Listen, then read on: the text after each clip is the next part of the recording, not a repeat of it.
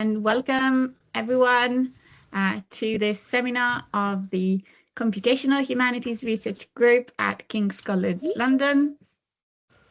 I'm Barbara McGillivray, and today we have Dr. Andrea Peverelli, who is going to talk to us about semantic change of confessionality in Neo-Latin. So Andrea Peverelli is a researcher in digital humanities and computational literary studies. He earned his BA in 2016 and MA in 2018 in modern philology, cum laude at Università Cattolica del Sacro Cuore of Milan. He completed his PhD at Utrecht University in 2025 with a dissertation on computational analysis of Neo-Latin drama, conducted at the Huygens Institute within the Trans-Latin project. His research develops pipelines for historical text processing and applies NLP and machine learning methods to map stylistic influence, genre, and confessional features tied to the linguistic evolution of Latin. He has collaborated with several projects on the computational analysis of the Latin language, among which the LILA, Linking Latin ERC project, the Medieval Latin Universal Dependencies Tree Bank, and the Proyol Tree Bank. So, very excited to listen to your talk. So over to you, Andrea. All right. Well, thank you for having me, of course. And thank you for listening to my babbling on a bit of literature that is really not known widely or to the wider public. So the title for today would be De vero senso et interpretazione. Sorry, I pronounced Latin in an Italian way. That's how you should pronounce it, but that's another thing. Detecting semantic change and confessionality in Neo-Latin, and in particular, what I'm gonna talk about today is a couple of experiments that I did during my PhD, like 2 or 3 years ago, on exactly what Barbara said, by the way, the study of early modern Neo-Latin drama.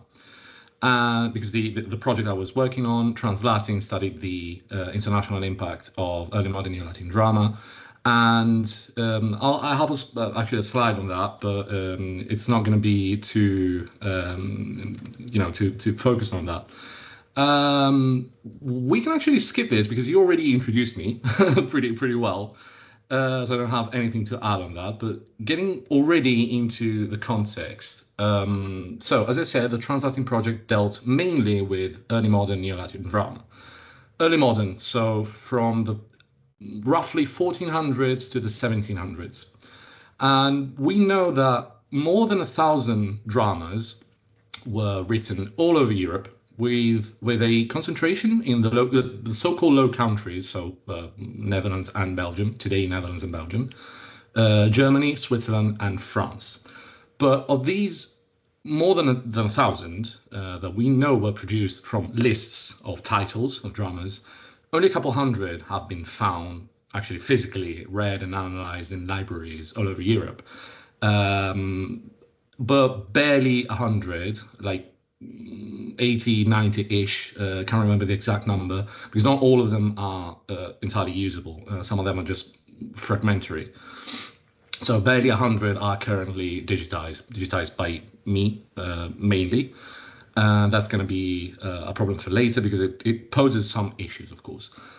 Early modern drama, Neo-Latin drama, poses some subdivisions as well, because you have the traditional ones, tragedy and comedy, that we know from classical Latin literature, Plautus, Terence, and Seneca.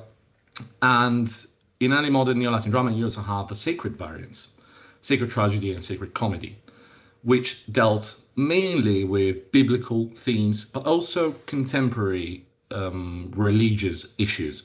Like, for example, there's a high incidence of Mary and Anne, Queen of the Scots, with the kind of struggles of Catholics in England and the UK against the newly instated Anglican Church. So not only biblical stuff, but also contemporary.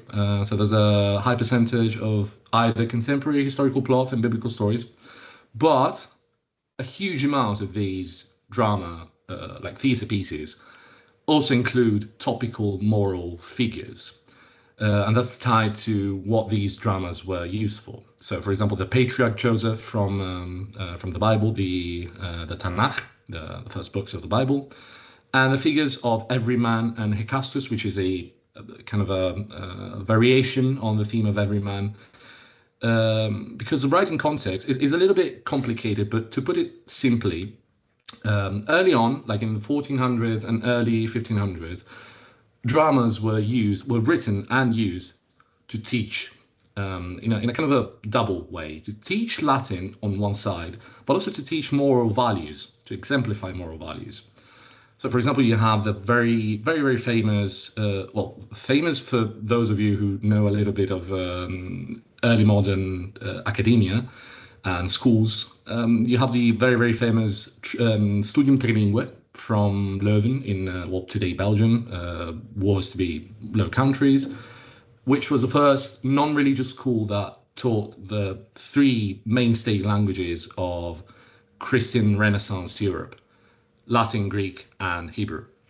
And in this Studium Trilingue, but there were many others, of course, all throughout Europe, especially in the Low Countries and Germany, the rectors and the teachers wrote dramas in their free time to use them in classes to teach Latin. But by the 1600s, kind of the end of the 1500s, but especially in the 1600s, drama became more institutionalized because what happened at that time? By the 1580s, there was this very important council, the Concilium, as we call it, in Christian Catholicism, which is the Concilio di Trento, the Trento Council.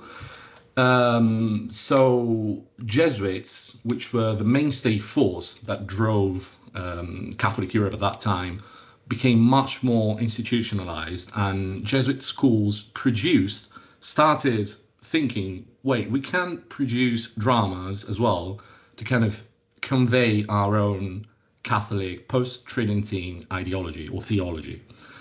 And on the other side, you have like privates or just like literate people, humanists, as we could call them, that wrote them as literary divertissement.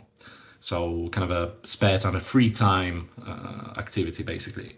So you have this kind of double way of seeing drama at that time, either institutionalized, moral, Christian, theological kind of vessels, as I could call them, or on the other side, the flip side, much more frequent, just a literary divertissement. And on Neo-Latin, Neo-Latin is really not that studied. There's, to my knowledge, on Neo-Latin drama specifically, so the Neo-Latin used in dramas, which is very specific, of course, there's like 4 or 5 people in the world that study it. So if you don't know anything about Neo-Latin or Neo-Latin for dramas, so theatrical Neo-Latin, I don't blame you. I didn't know anything about it before going on with this project, of course. But even after working on it for a few years, there's really not much difference from the Latin, from classical Latin, because it spawned from the Renaissance, humanism, which had this stable idea of going ad fontes, so to the sources.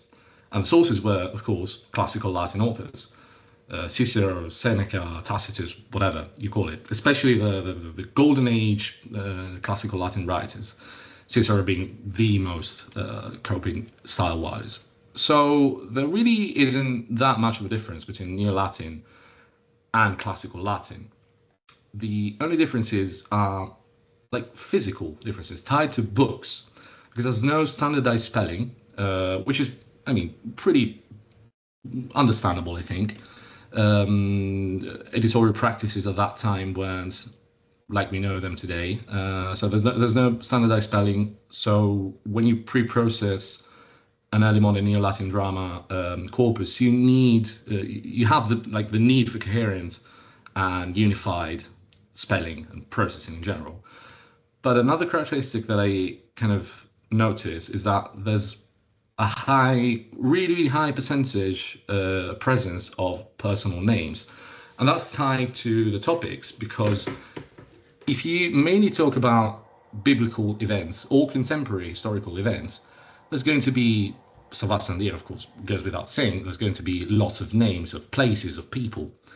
So this is another issue, because when you do any kind of analysis, you have to think, what do I do with personal names? Do they actually bear any, like content-wise, any importance or no? And then you have, of course, a standard Latin theatrical structure, acts, typically 5, scenes, dialogues and monologues, chorus, and the initial prefatio, or so-called exhortatio, which is a dedication to a potentate, or like the king or the bishop or whatever. So it's a pretty standard kind of type of Latin and structure of literary device. So going on, so there's a few questions here that I posed myself, because when studying early modern New Latin drama, you have to, well, this goes obviously with every kind of period or genre or subgenre even. You have to take context into account. It's very important. And what was the context at that time? The 1500s and the 1600s especially came down in history to be the era of the so-called wars of religion, where Catholic and Protestants battled for supremacy and most times for independence, actually, survival in Europe. So my main question here is, does this, so the context, affect a pretty unthinkable genre like drama? Because it's mainly thought of little more than recreational and teaching, so it doesn't really convey, it shouldn't, in you know, in the common sense, in the common view of it, it shouldn't convey like too serious or like theological debates. And to this we can add 2 assumptions. Literature does not exist in a vacuum. It's not untied to anything else. It is a product of language, and thus it is influenced by everything that's surrounding it. And since it's a product of language, and literature is mainly composed of, or made of, or studied through its style. Style is defined as a modulation along the text of semi-conscious linguistic choices. So it is, again, a product of language. So when you're studying, in particular this, like this piece of literature, you're not really studying only literature, you're studying the language itself, the fabric of a text. So how does, these are the main questions that I posed myself before designing the experiments that I'm going to present you today. How does the current stronger external contextual force, that is religion, religious background, influence these so-called linguistic choices? Are they measurable in any way? Are there measurable traces of semantic change in these texts? And bear in mind, this is like 250 years of literary history. Can we pinpoint lexical fingerprints between the 2 sides, Catholic and Protestants? So these are the main questions that I posed myself. How did I do that? Well, you'll see in a minute. But before it, pre-processing. It's a very important step. You have to prepare your corpus as you know, precisely as you can, because dirty, messy, noisy corpus means dirty, noisy, messy results. And early modern New Latin drama poses some issues in its own, mainly because the vast majority is, like, I would say honestly, like 99% are taken from either manuscripts or prints from the 1500s and 1600s. So you need to OCR them, optical character recognition. So if it's not already digitized, you have to OCR the manuscript, and OCR is not perfect. It's going to be a little bit messy, and it's going to have some errors. And also, since it's drama, there's unnecessary notation and metadata. So act, scene, boundaries, metrical notations for the meters used, hexameters, pentameters, whatever, notes of characters, speaking, abbreviations. There's a lot of this stuff. that you don't really need in your analysis, unless you're doing a different type of analysis, of course. If you're doing some kind of I don't know, character network, then abbreviations of people, characters speaking are going to be really important, of course. But for the type of analysis I'm doing here, these type of annotations are really not important and actually contribute to the noise in the text. So in the end, you need a homogeneous and unified text, which homogenizes phonetic choices, and these again are just choices. In Latin, for example, you can have the these or the yous. It's completely interchangeable in the writing, or like I's or J's. Most times you have a mix of I's and J's. For example, if you have two I's, the second one is most times going to be a J actually. So you need to, make some choices about this all and make it consistent. Then you have the enclitics, you have the occasional archaisms.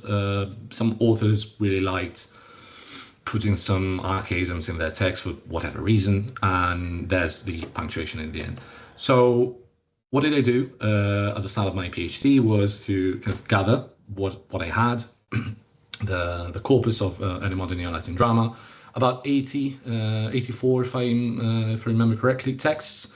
Not all of them are usable again, and I started cleaning them. But then after taking weeks for just one, I said, I told myself, why am I doing this by hand? It's going to take years. I'm never going to be done before the end of my PhD. So what I did was, and actually instead of showing you this, I'm actually going to show you the whole program in itself. So what I did was to write a program that did it for me. Easy, right? Well, not really, but it turned out to be the optimal move in this case. I called it currens, after the servus currens, which is the kind of factotum, knows it all, does it all character in traditional Latin theatre drama, like in Plautus, for example, which I thought it was quite fitting. And what it does is this. So this is a program. By the way, it's perfectly and completely open access. You can download it from my GitHub. There's a link to the end of this presentation to my GitHub, of course. You can download it, tweak it however you want. Maybe you don't want the V's into U's, you want the U's into V's. That's perfectly doable. It's very easy. You just go into replacer here. Here you can say V into U. You just kind of do the flip side, U's into V's. But what this program does is, so it takes a text as an input, and it's modular. So it does a few things. It homogenizes the phonetic choices. For example, U's into V's or V's into U's, J's into I's, for example, and all this kind of stuff. Upper cases into lower cases. It tokenizes the text. So this is the basis. And then you have three different kind of modules. What these do is you have the stop words module, which removes the stop words if you don't want them. You have the archaisms handler module, which modernizes archaisms into modern classical-ish Latin. And then you have the enclitics module, which separates and deletes the enclitics from the words like the que, ve, st, which stands for est, for example, and all these. So everything you do here is to give the program here a text, an input. I have prepared a text which is very creatively called text, of course, which is this one here. It's kind of a mix. This is temp text. There you go. Sorry, it's kind of a mismatch of, or kind of a mix between the first line of the Aeneid and kind of gibberish Latin. It was just made to kind of show you what the program can do. As you can see, there's a little, few errors here and there. There's a little bit of everything. There's a que, so an enclitic. There are some kind of upper cases here. The N, the E are just upper cases, which we don't want. You have stop words, ab, qui, and then you have another other two actually enclitics here, the ve and the st, and then you have a archaisms here, votum instead of votum. So what I do here is just to run the program, start, and it's going to ask you here at the bottom, you can see in the terminal, would you like to remove stop words? Please type yes or no. I type yes, of course. Would you like to handle archaisms and to modernize them into classical Latin? Yes, absolutely. Would you like to remove the enclitics of the text? Yes, more of that, please. Yes, and then it gives you an output text, which is this temp here. And as you can see, so if we put these two side by side, this is the old one and on the left, and this is the new one on the right, the cleaned one. So as you can see, it's cleaned. The que is gone, so enclitic gone, uppercase into lower cases, done. Qui, stop words, gone. You had a J here, which has been turned into an I correctly. What's it called? The archaism, votum into votum, perfect. And what it does is essentially this: it cleans the text, it tokenizes it. It deletes, if you want, of course, archaisms, stop words, and enclitics, and then you have a string, a clean string of tokens which are ready to be analyzed any way you want. So this kind of like saved me a lot of time in cleaning more than 80 texts. And yeah, let's get into the meat and potatoes of what I did. All right, so the experiments. I'm going to present to you two types of experiments, which are I would say they kind of complete each other. They are the flip side of one another, and they give a complete view on this. Now, remember again, the main question here is, do external elements, and in this case, the most important external element of early modern Neo-Latin drama, which is religious background, influence the linguistic choices and thus the fabric of a text? So, the first experiment, what I did was to design a word embedding experiment and a word embedding model.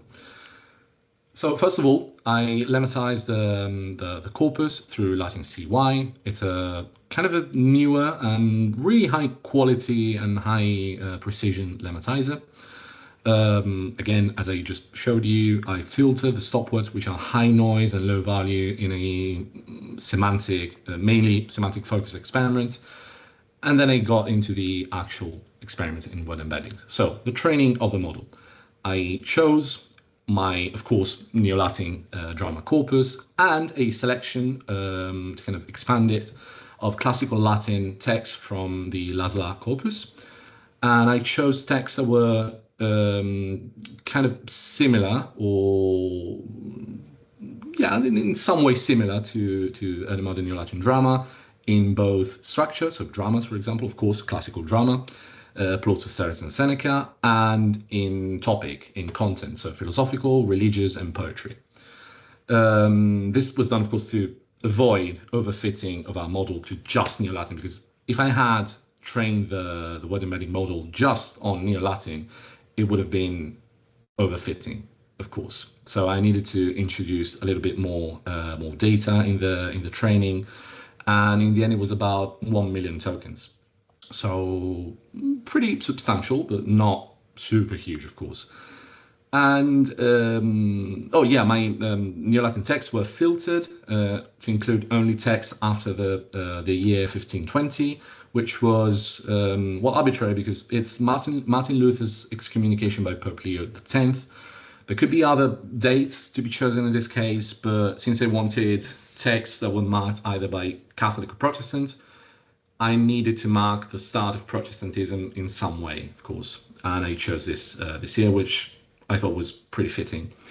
The Neo-Latin corpus was subdivided, of course, into Catholic and Protestant, goes without saying, and then the actual choices of algorithms and architectures. So I used the two standard ones, Word2Vec and FastText, in terms of algorithms, both with the continuous backward words, CBOW, and skip RAM architectures. So 4 to be reproduced for Catholic and Protestant. So 8 in the end, but I also systematically tested the various parameters. So dimensionality, 100 and 300, window size, 5 and 10, and iterations, 5, 10, and 20, for a total in the end of 96 models, which was a lot to handle, but I managed. That was great.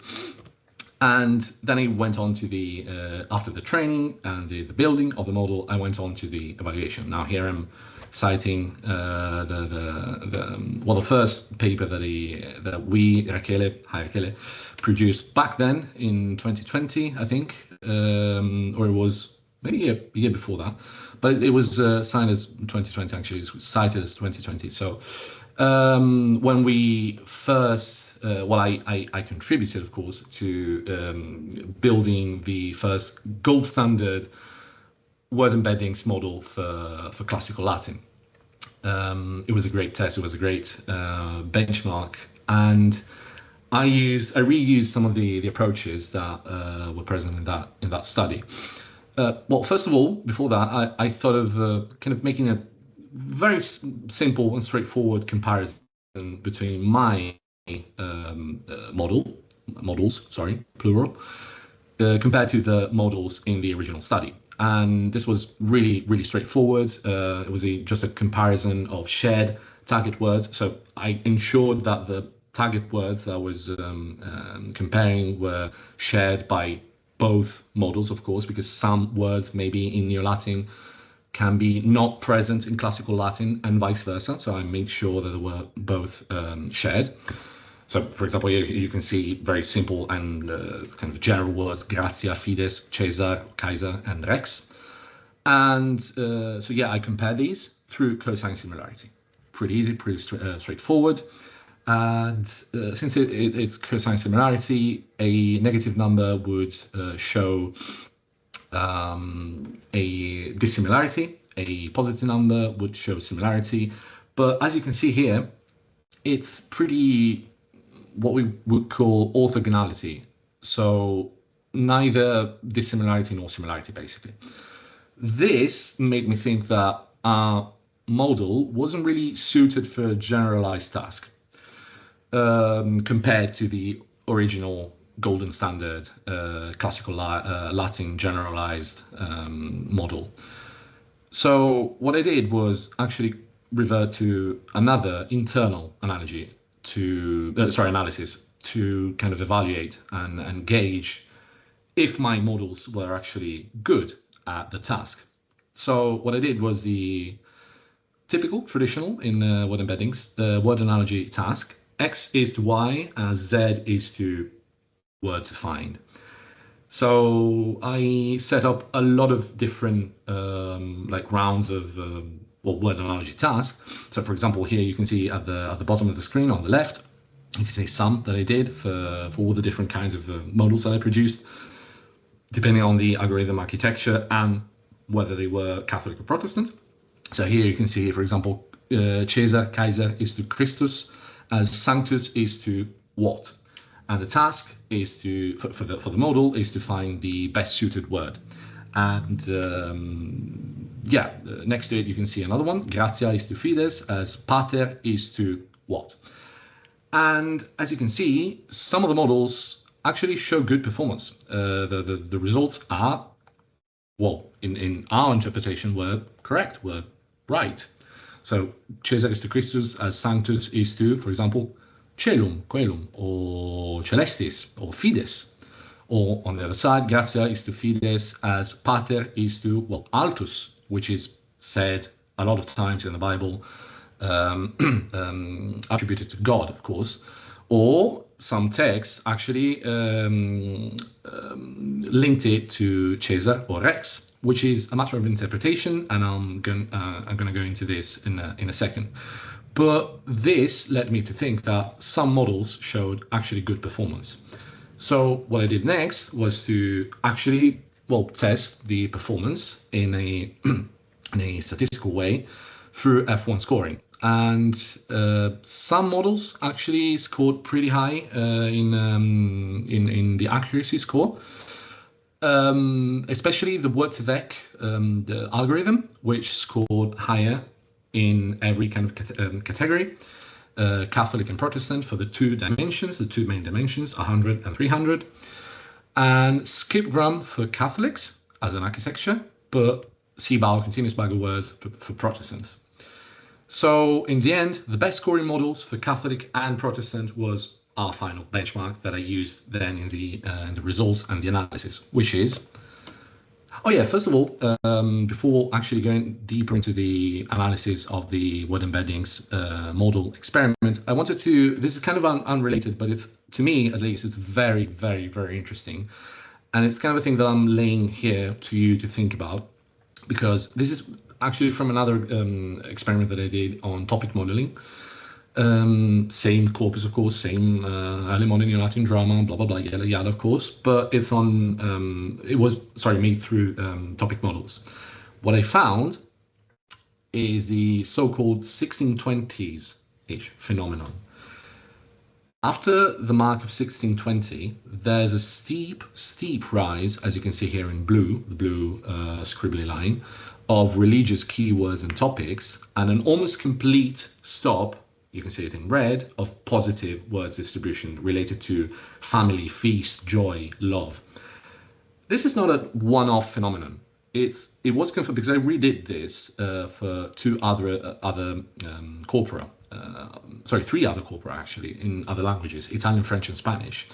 And it was already noticed for other genres, for example, in Spanish poetry, by the researcher Navarro Colorado in 2018. It's not a one-off phenomenon.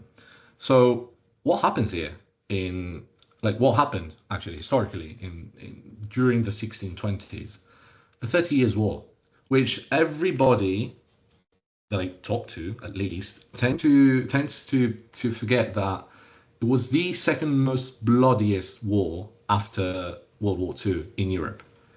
It was bloodier than World War I in terms of people killed. This has to be reflected somehow in literature. Well, there you go. There you have it. So this prompted me into thinking, could this phenomenon be tied not only in this era here, the 1620 phenomenon, but in other eras of deep crisis? It could be interesting to note maybe, or to kind of ascertain, for example, in classical Latin, for example, during the 3rd century crisis. It could be interesting to note, maybe. Again, this is kind of unrelated, but it's a thing that I personally find really, really interesting and wanted to lay it out here in the open for you to think about. But going back to word embeddings, what I did here was I got my models. They were pretty accurate from the test that I did. So what I did then was to kind of I did many rounds of this, but here's just one example. With the help of my PI, Jan Bloemendaal, which is a Protestant theologian and pastor, and one of the best experts in the world of Erasmus of Rotterdam, for example. So he's a very knowledgeable person about this, about Protestant theology of the early modern era. We kind of compiled a list of the most important keywords that could be present in dramas, both for the Catholic and Protestant side. And the absolutely most important keywords at that time in both Catholic and Protestant theology, because they battled themselves mainly about these two words here, were gratia and fides. And compare what my model found as the highest scoring embedding spaces for these two words. Again, gratia and fides are extremely crucial for both early Catholic and Protestant theology of the early modern era, because on the one side you have Tridentine Catholic theology linking gratia, so the salvation, and fides, faith, linking them to a kind of a more mediated way. So they are mediated through saints, Mary, and especially the interpretation of the Church, because of the very important motto ex ecclesiam nulla salus, so outside of the church there's no salvation, while on the other side the Protestants linked it to a more personal way of conceiving faith and salvation. So it was up to the individual and his own like relationship with God and Christ. So what my model found as the highest scoring embedding space keywords related to Gratiae and Fides were, for the Protestants, for example, words pertaining to hierarchy and mixing. So first, equally, bond, mix, connect. Negative aspect, which was kind of interesting because it's the flip side on the Catholic. So evil, turmoil, frightful, violent, hateful, weak. Words pertaining to faithfulness and the role of faith and reason. So faithful, intention, mind, soul. Words pertaining surpassing and betterment. So surpass, superior, improve.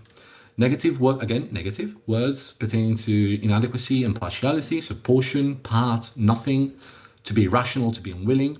And finally, doubt, fault, and violations. So hell, danger, doubt, fear, sin, dread, and crime.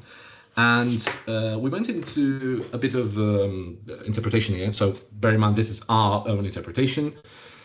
But in the words of my PI, who again is a very important Protestant theologian and pastor, so I trust his interpretation.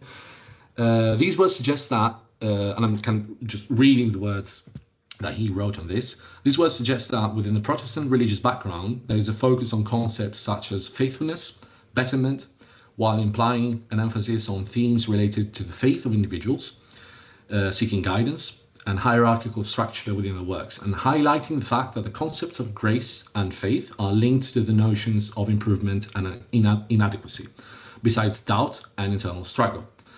This implies that Protestants writers explore themes such as the role of grace and faith in surpassing one's own limitations, seeking a community, and understanding the inadequacies of human efforts. Okay, so this is all perfectly aligning with early modern Protestant theological background. It is exactly what, for example, writers as Luther, Zwingli, Grotius, and people like that wrote about. So, well, first of all, let's see the Catholics, and then we'll draw some conclusion about this.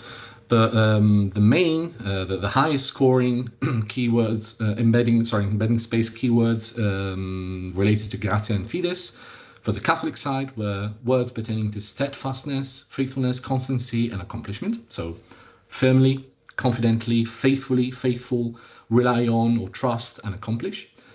Interpretation and authority, interpret, deliberation, principle, decision, authority. And here again, as I said before, on the flip side, positive words, traditionally related to Christianity, so glory, good, happily. Words pertaining to sacrifice and hardship, so be miserable, be tortured, to die, to be a slave, contrary, opposed.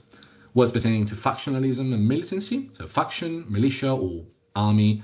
Bodyguard, enemy, betray. And finally, words pertaining to being lost and penitent, so be desperate, deny, repent, repentance. And again, in the words of my PI, Professor Jan Bloemendaal, these words suggest that within the Catholic religious background, the concepts of grace and faith are associated with notions of repentance, perishing, compassion, interpretation, factionalism, and the facts of being lost and saved.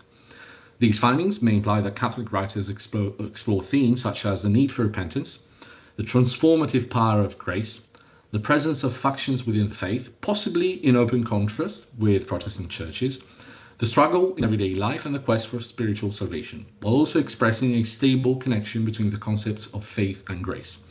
Again, this aligns perfectly with consideration on early modern Tridentine Roman Catholic theology.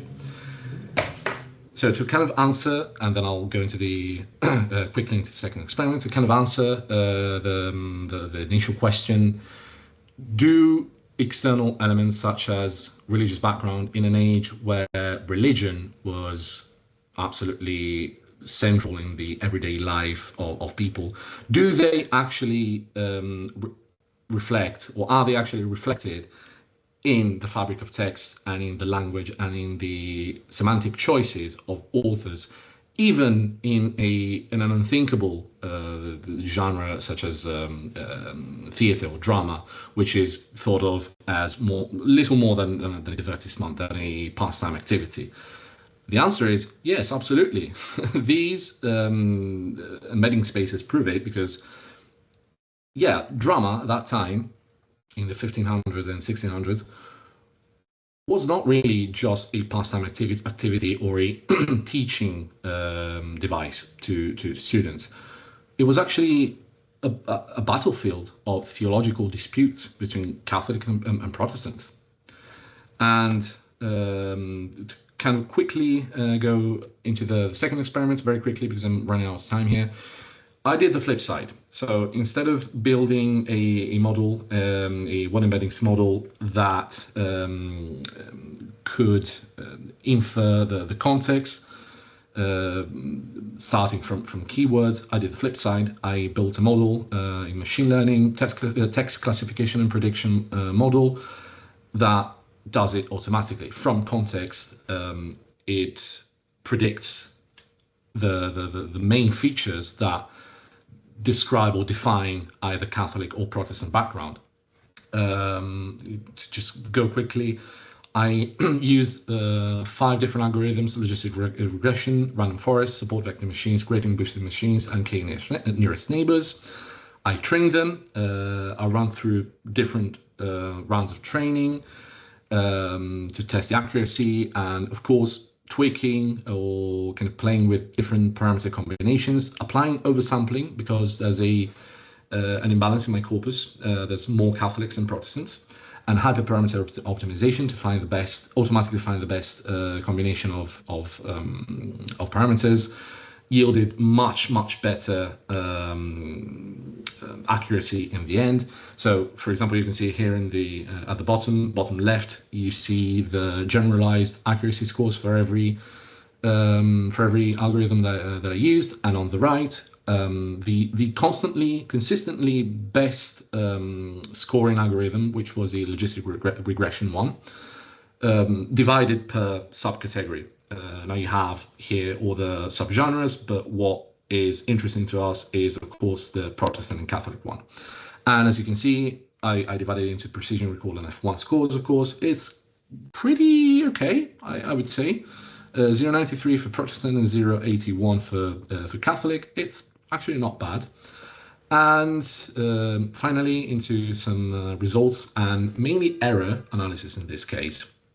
So again, what my model did was to kind of infer from all the text that I gave him as input, as training, to infer from that the main linguistic features that define either Protestant or Catholic. And then, as a test, I gave it a small fraction of my Neo-Latin drama corpus, and I asked it to kind of predict the features. So to kind of test it. So here you have a heat map of the predicted versus the true labels. Predicted in vertical and in horizontal, and the true labels in vertical. And as you can see, for example, the Protestant background. For the Protestant background, there's a really high incidence of misclassifications. So this is an error analysis. So misclassifications of what the model thought would be Catholic, but they were actually true labels Protestant. So what this tells us, and in particular some authors like unthinkable Grotius, which is probably the most important early modern Protestant theologian after Luther and Zwingli, he had a very especially high misclassification rate into Catholic. So the model thought that the vast majority of fragments by Grotius were actually Catholic. So this is actually quite interesting. But this tells us that Protestant authors show, in general, a weaker lexical imprint and are thus less immediately recognizable. This is explainable, again, through context, because Protestant authors, especially in the early 16th century, were still more experimental in their writing. They didn't have that millennia-long tradition of the Catholic Church. Or, on the other side, my PI made me notice that many authors actually at the start of Protestantism didn't want to openly appear as Protestant because of persecution. So they might have camouflaged in a way their writing, their choices into appearing purposefully more Catholic. Finally, I devised a new metric, or I can propose a new metric, which is called the LRDS, the Logistic Regression Distinctiveness Score, which is very simple and straightforward. It's expressed as a sum between the absolute values of coefficients. So what this does is the coefficients automatically identified by the model as more characterizing either side, either Catholic or Protestant. And it kind of adds them together, and this gives us a double result. So how each word is overall important for both classes, the final column, the third one, distinctiveness score, and how specifically a single word is important or not for each, whether, of course, a minus, a negative indicates that is not important for one side, and a positive number indicates that that word, that feature is actually very important to define to define the other side. For example, here you can see some examples here, and the first, the highest scoring word as automatically found by my model as most important in defining the Protestant background is crimen, a negative word that alternatively means like crime or even sin. So this is, I think, kind of interesting because the next one you can see is actually disco, so to learn. So again, and on the other side, the Catholics have Kaiser, Caesar, Celum, so the heavens, frater, so brother, and Christus, Christ. So again, if you kind of scroll through them, you'll see that the findings in the previous experiment, so words are again confirmed. So, for example, for the Catholic side, words pertaining to being lost and then saved, words pertaining to positive words pertaining to being brother, being loved, and strong emotions, and the role of faith and grace, for example. And on the other side, the Protestants, negative words pertaining to one's own betterment and the state of misery that man is in.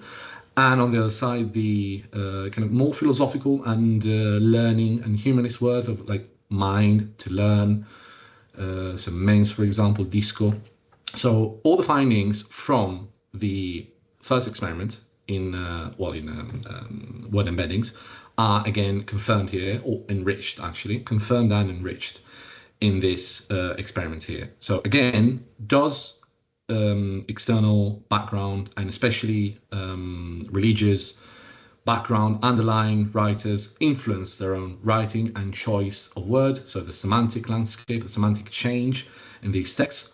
The answer, at least for early modern Neo-Latin drama, is absolutely yes.